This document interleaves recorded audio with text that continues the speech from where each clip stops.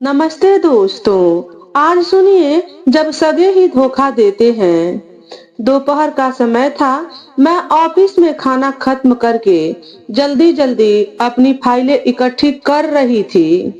बस 15 मिनट में एक जरूरी मीटिंग अटेंड करनी थी। इतने में ही फोन की घंटी बजी। उफ, अब यह किसका फोन आ गया? परेशान होकर मैंने फोन उठाया तो उधर से कमला आंटी की आवाज सुनाई पड़ी। कमला आंटी के साथ हमारे परिवार का बहुत पुराना रिश्ता है। उनके पति और मेरे पिता बचपन में स्कूल में साथ पढ़ते थे। आंटी की आवाज से मेरा माथा ठनका।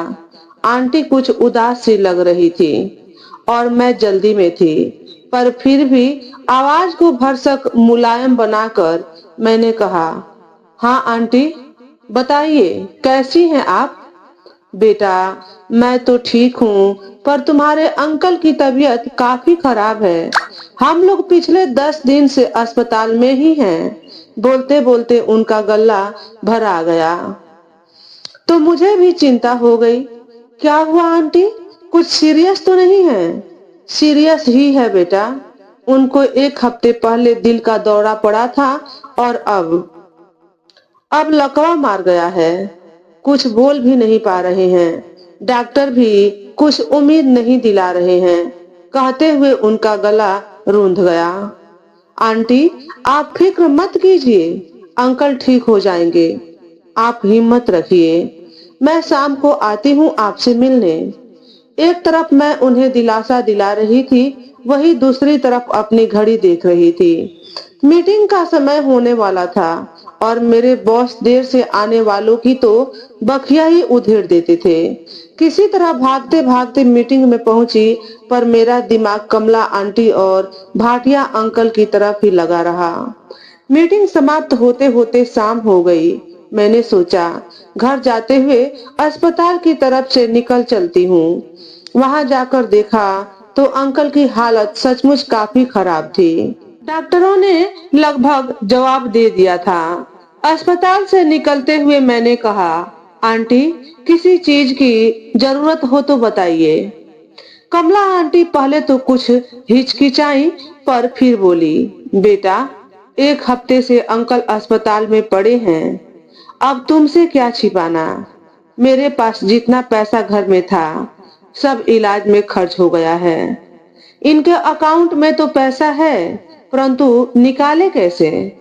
यह तो चेक पर दस्तखत नहीं कर सकते और एटीएम कार्ड का पिन भी बस इन्हें ही पता है। इनका खाता तुम्हारे ही बैंक में है। यह रही इनकी पासबुक और चेक बुक। क्या तुम बैंक से पैसे निकालने में कुछ मदद कर सकती हो? कहते हुए आंटी ने पासबुक और चेकबुक दोनों मेरे हाथ में रख दी। आंटी को पता था कि मैं उसी बैंक में नौकरी करती हूँ।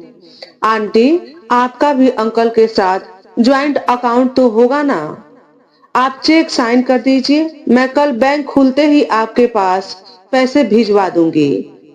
नहीं बेटा, नहीं, वही तो नहीं है। तुम्हें तो पता ही है, मैं तो इनके कामों में कभी दखल नहीं देती। इन्होंने कभी कहा नहीं और न ही मुझे कभी जरूरत महसूस हुई। बैंक का सारा काम तो अंकल खुद ही करते थे, पर पैसे तो इनके इलाज के लिए ही चाहिए। तुम तो बैंक में ही नौकरी करती हो, किसी तरह पैसा बैंक से निकलवा दोगी ना? आंटी ने इतनी मासूमियत भरी उम्मीद से मेरी ओर देखा तो मुझे समझ न आया कि मैं क्या करूं। बस चेक लेकर सोचती हुई घर आ गई। घर जाकर चेक फिर से देखा और बैंक की शाखा का नाम पढ़ा तो याद आया कि वहां का मैनेजर तो मुझे अच्छी तरह से जानता है। झटपट मैंने उसे फोन किया और सारी स्थिति समझाई। उसने तुरंत मौके की नजाकत समझी और मुझे आश्वासन दिया, कोई बात नहीं, मैं भाटिया साहब को अच्छी तरह जानता हूँ। उनके सारे खाते हमारी ब्रांच में ही हैं। सुबह बैंक खुलते ही मैं खुद भाटिया साहब के पास अस्पताल चला जाऊंगा और उनके दस्तखत करवा कर पैसे उनके पास भिजवा दूंगा।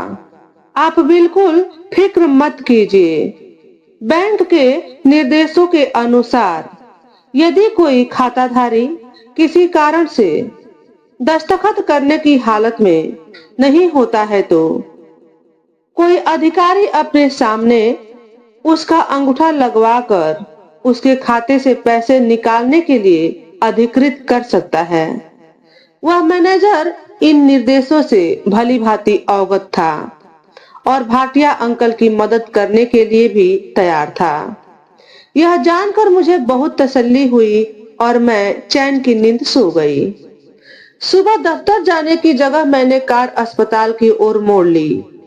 मुझे बहुत खुशी हुई जब 9 बजते ही बैंक का मैनेजर भी वहां पहुंच गया। उसके हाथ में विड्रॉल फॉर्म था, जामुनी स्याही वाला इंक पैड भी था। बेचारा पूरी तैयारी से आया था।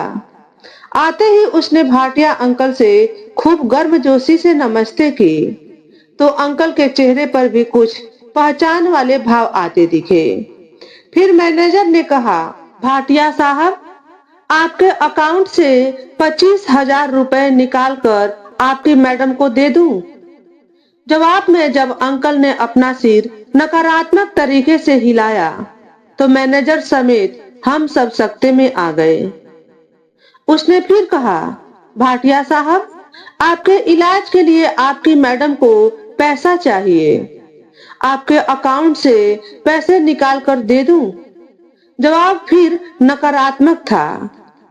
बेचारे मैनेजर ने 3-4 बार प्रयास किया पर हर बार भाटिया अंकल ने सिर हिलाकर साफ मना कर दिया।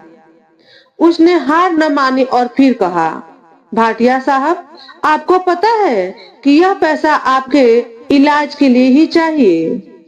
भाटिया अंकल ने अब सकारात्मक सिर हिलाया परंतु पैसे देने के नाम पर जवाब में फिर ना ही मिला। हालांकि यह अकाउंट भाटिया अंकल के अपने अकेले के नाम में ही था। उन्होंने उस पर कोई नॉमिनेशन भी नहीं कर रखा था। बैंक मैनेजर ने आखिरी कोशिश की, भाटिया साहब, आपकी मैडम को इस अकाउंट में नॉमिनी बना दूं? जवाब अब भी नकारात्मक था। आपका अकाउंट कमला जी के साथ ज्वाइंट कर दूं? जवाब में फिर नहीं। ताजुब की बात तो यह कि भाटिया अंकल, जो कल तक न कुछ बोल रहे थे और न ही समझ रहे थे, बैंक से पैसे निकालने के मामले में आज सिर हिलाकर साफ जवाब दे रहे थे। मैनेजर ने मेरी ओर लाचारी से देखा और हम दोनों कमरे के बाहर आ गए। खाते से पैसे निकालने में मैनेजर ने अपनी मजबूरी जाहिर कर दी। मैडम, अच्छा हुआ आप यहाँ आ गई, नहीं तो शायद आप मेरा भी विश्वास नहीं करती। आपने खुद अपनी आंखों से देखा है, भाटिया साहब तो साफ मना कर रहे हैं। ऐसे में कोई भी उनके अकाउंट से पैसे निकालने की अनुमति कैसे दे सकता है? मैनेजर की बात तो 16 आने खरी थी। बैंक मैनेजर तो वापस बैंक चला गया और मैं अंदर जाकर कमला आंटी को उसकी लाचारी समझाने की व्यर्थ कोशिश करने लगी। अस्पताल से लौटते समय मैं उन्हें अपने पास से 10,000 रुपए दे आई, साथ ही आश्वासन भी की, जितने रुपए चाहिए आप मुझे बता दीजिएगा, आखिर अंकल का इलाज तो करवाना ही है। शाम को बैंक से लौटते हुए मैं कमला आंटी के पास फिर गई। वे अभी भी दुखी थी। मैंने भी उनसे पूछ ही लिया, आंटी, आपने कभी अंकल को अकाउंट ज्वाइंट करने के लिए नहीं कहा क्या? कहा था बेटा, कई बार कहा था, पर वह मेरी कब मानते हैं। हमेशा यही कहते हैं कि मैं क्या इतनी जल्दी मरने जा रहा हूँ। एक बार शायद यह भी कह रहे थे कि यह मेरा पेंशन अकाउंट है, ज्वाइंट नहीं हो सकता है। नहीं नहीं आंटी, शायद उन्हें पता नहीं है, अभी तो पेंशन अकाउंट भी ज्वाइंट हो सकता है। चलो, अंकल ठीक हो जाएंगे तब उनका और आपका अकाउंट ज्वाइंट करवा देंगे और नॉमिनेशन भी करवा देंगे। कहकर मैं घर आ गई। रास्ते भर गाड़ी चलाते हुए मैं यही सोचती रही कि भाटिया अंकल वैसे तो आंटी का इतना ख्याल रखते हैं, पर इतनी महत्वपूर्ण बात पर कैसे ध्यान नहीं दिया। कुछ दिन और निकल गए। भाटिया अंकल की तबीयत और बिगड़ती गई। आखिरकार लगभग 10 दिन बाद उन्होंने अंतिम सांस ले ली और कमला आंटी को रोता बिलखता छोड़ परलोक सिधार गए। पति के जाने के अकथनीय दुख के साथ साथ आंटी के पास अस्पताल का बड़ा सा बिल भी आ गया। उनका अंतिम संस्कार होने तक आंटी के ऊपर कर्जा काफी बढ़ गया था।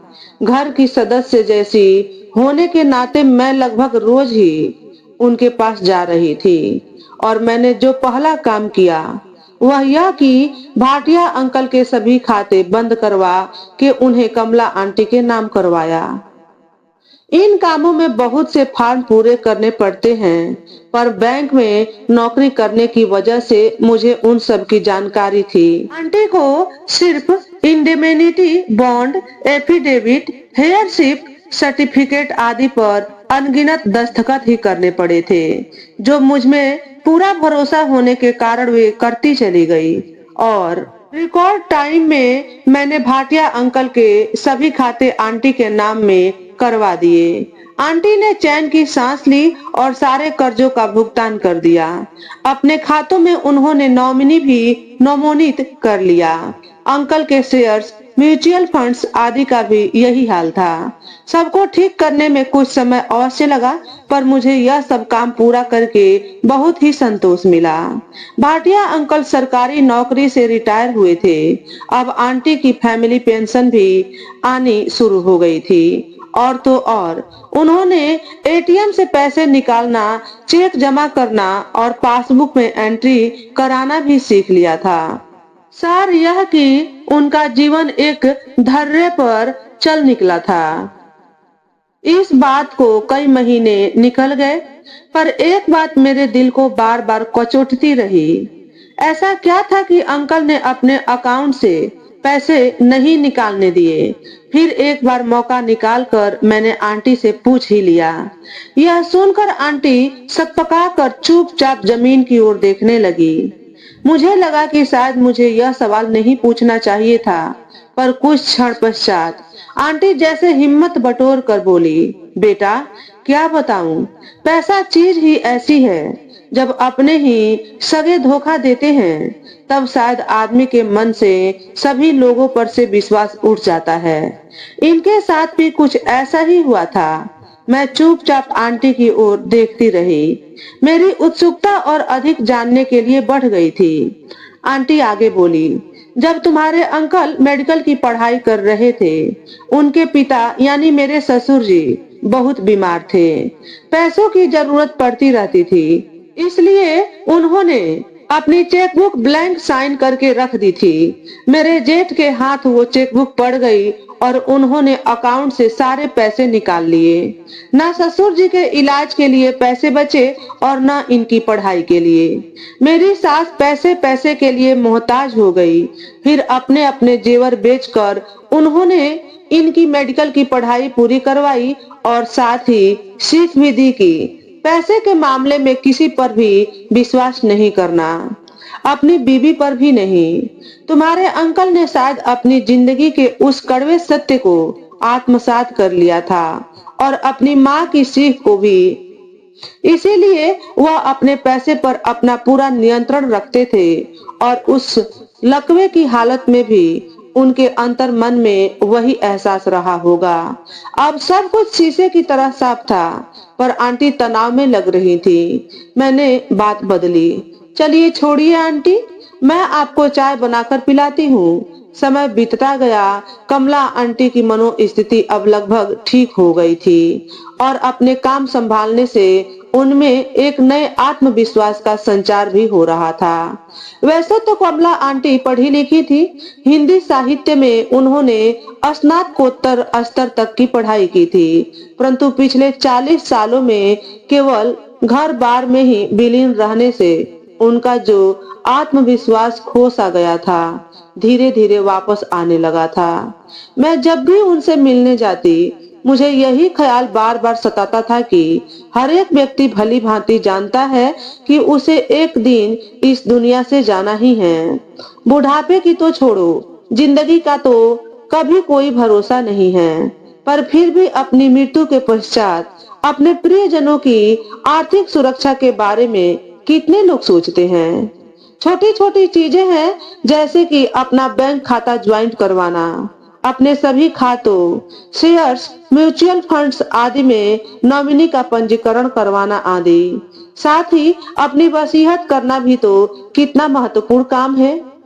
पर इन सब के बारे में ज्यादातर लोग सोचते ही नहीं हैं। अब कमला आंटी को ही ले लीजिए।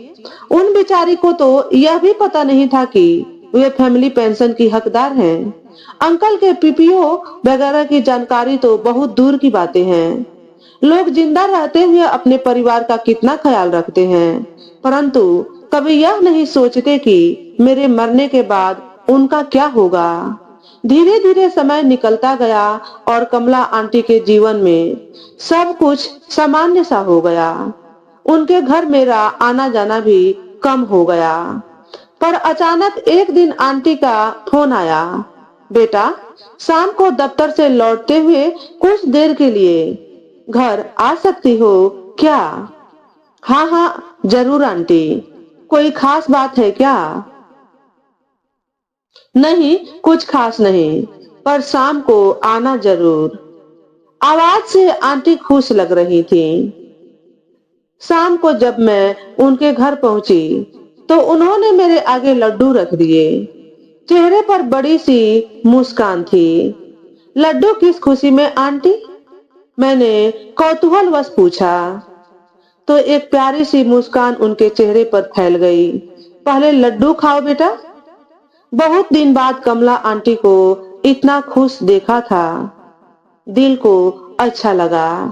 लड्डू बहुत स्वादिष्ट थे। एक के बाद मैंने दूसरा भी उठा लिया। तब तक आंटी अंदर के कमरे में गई और लौटकर मैगजीन की एक प्रति मेरे हाथ में रख दी।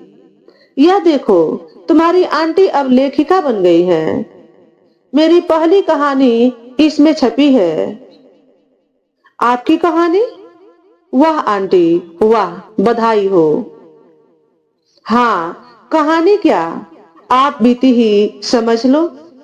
मैंने सोचा कि क्यों ना सब लोगों को बताऊं कि पैसे के मामले में पत्नी के साथ साझेदारी न करने से क्या होता है और संयुक्त खाता न खोलने से उसको कितनी परेशानी हो सकती है। वैसे ही कोरोना वायरस इतना फैला हुआ है, क्या पता किसका नंबर कब लग जाए। तुम्हारी मदद न मिलती तो मैं पता नहीं क्या करती। जैसा मेरे साथ हुआ ऐसा किसी के साथ न हो। कहते कहते कमला आंटी की आंखें नम हो चली थी और साथ में मेरी भी। तो दोस्तों, आज के वीडियो में बस इतना ही। अगर हमारे द्वारा बताई गई कहानी थोड़ी सी भी अच्छी लगी हो तो वीडियो को लाइक और शेयर करें। चैनल पर पहली बार आए हो तो चैनल को सब्सक्राइब करके बेल नोटिफिकेशन को ऑल पर सेट कर लें, ताकि आपको ऐसे ही अच्छे अच्छे वीडियो देखने को मिले। हमेशा खुश रहें, हमेशा स्वस्थ रहें। वीडियो देखने के लिए आपका बहुत बहुत धन्यवाद।